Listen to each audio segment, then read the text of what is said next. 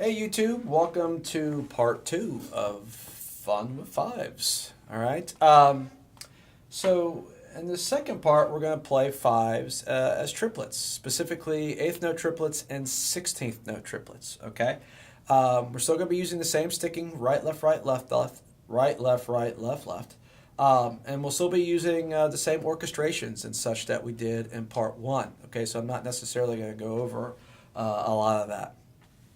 Okay, so let's just jump right in. All right, so I'm going to start off just playing one measure idea or one measure fill using fives, and then I'll gravitate towards four measures. Okay, again, eighth note triplets, one into, two into, three into, four into. What I would start out first doing is counting all the subdivisions, playing it to a metronome. And then I'll try to get to the point, like I mentioned in the first video, where you can play uh, these fives as eighth note triplets, counting just the quarter note, just so you can really feel that downbeat. Okay, especially with ideas that are really syncopated. Okay, so let me do that for you real quick, just so you can hear it. One, two, three, four. One, two, three, four. One, two, three, four. One, two, three, four. One, two, three, four. One, two, three, four. One, two, three, four. One, two, three, four. One, two, three, four. One, two, three, four. One, two, three, four. One, two, three, four. One, two, three, four. One, two, three, four. One, two, three, four. One, two, three, four.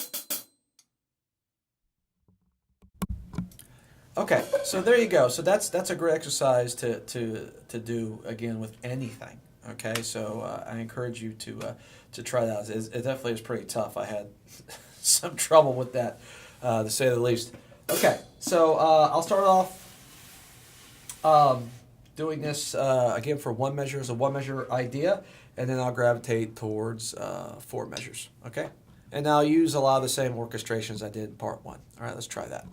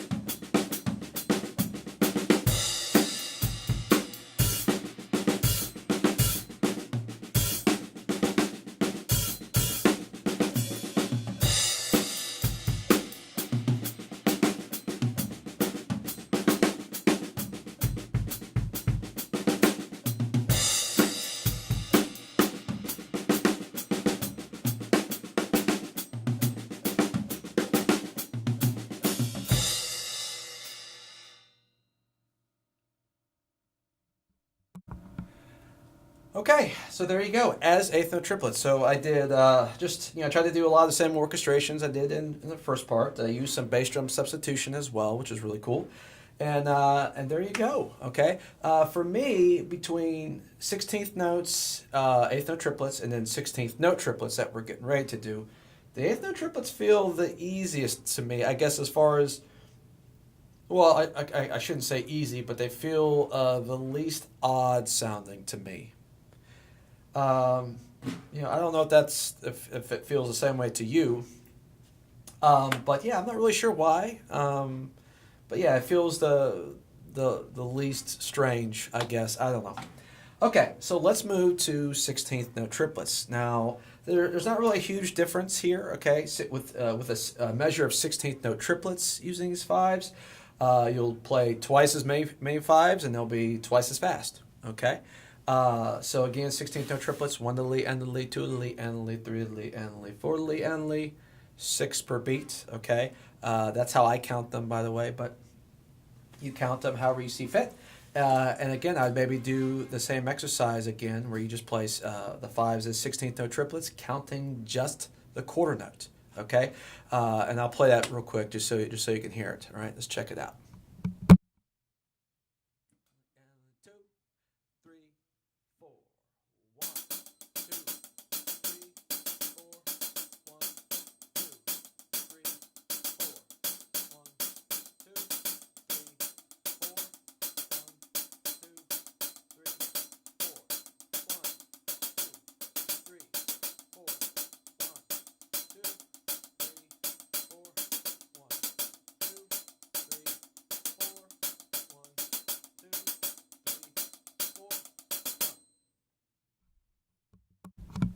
Okay.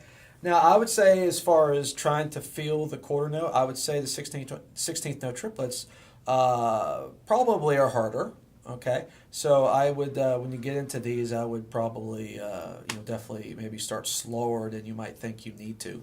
You know. So anyway, let's try that out. Again, I'll start off just doing them as a one measure fill idea, and then I'll transition into 4 bars, and I'll try to keep my hi hat going, and I'll try to be verbally counting as well. All right, let's check that out.